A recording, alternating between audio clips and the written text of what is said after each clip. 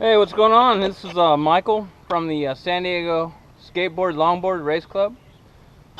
Filming right here with my GoPro Black 3 Plus on a ski pole I modified to mount this camera. Behind me is the deck. Today's clip is going to be about a little demo on a pump and push board. I really like to do distance. I'm a free rider, but I have different boards for different areas I like to skate. And a few months back I was kind of getting discouraged. I've watched a lot of videos on pump boards, so I wanted to incorporate at least part of that into some of the boards I build. And also I build boards for custom people, and myself being the #1 client, I'm going to start this clip off with a demo. I can talk about it later.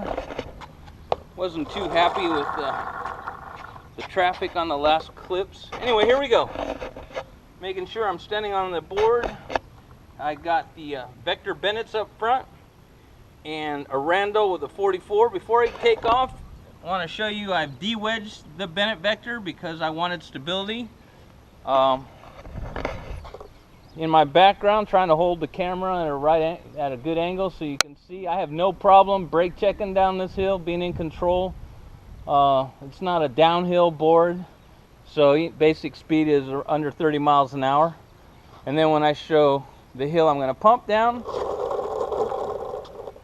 right there. All right, let's do this.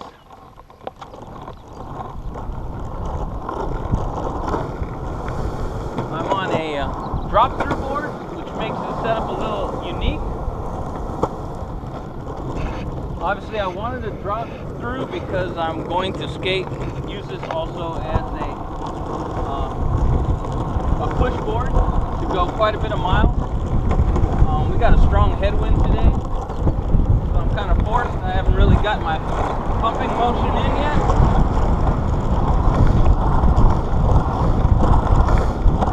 On the walls isn't too steep, but good to push down. I'm trying to hold my camera, figure this all out.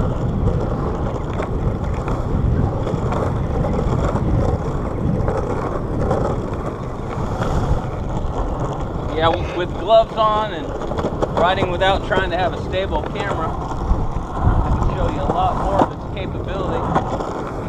Bet you didn't see that little rock I skipped because I'm busy talking. Anyway, this board isn't strictly for pump. Oh, car. Because it is a push board as well. Kick, push, whatever you want to call it. You can see the ride height is nice and comfortable. Obviously my race boards are a lot lower, bigger wheels and all. But this is basically a free ride board. Spinning it around. I got some drag 76mm stone scrub. Stone scrub. Yeah, that's funny. And right out of the box, it's pretty hard to find these wheels, but I just mentioned you want to get some like I like the 76. I'll show you another aspect. It's like when I overshoot the board, when I've skated a lot of miles and my foot skips over the top, I don't tag the wheel. It's one of the designs I like to incorporate is safety for when you're tired. I've heard of too many people quit tagging the wheel and getting spit off the board. I heard at a race, even in downhill, Emily Pross, she hit a wheel and knocked herself out cold at some event where she was dominating all day long. Anyway, want to show you the bushings before I close this clip. Using Riptide bushings. Absolutely am blessed to use their product.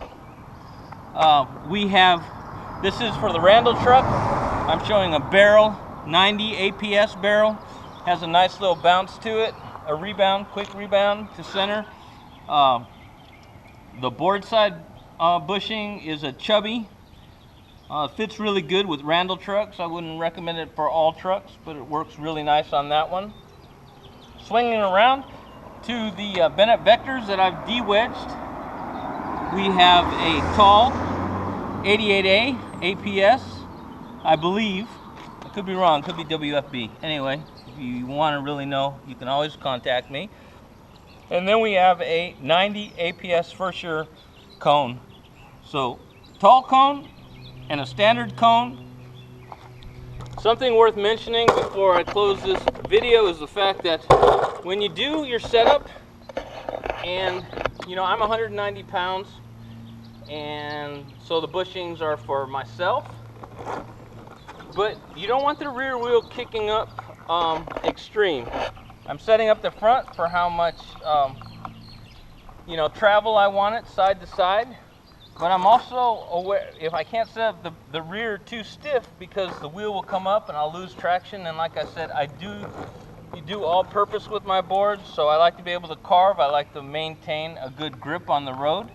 So when I exaggerate, you can see the rear wheel come up a little bit.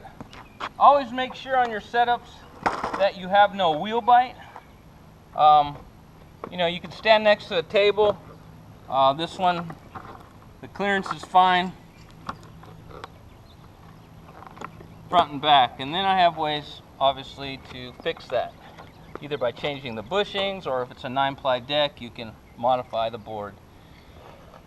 Well, I was gonna try to keep this clip short and less talk and more demo on it. I think it's flipped the other way, but it is what it is.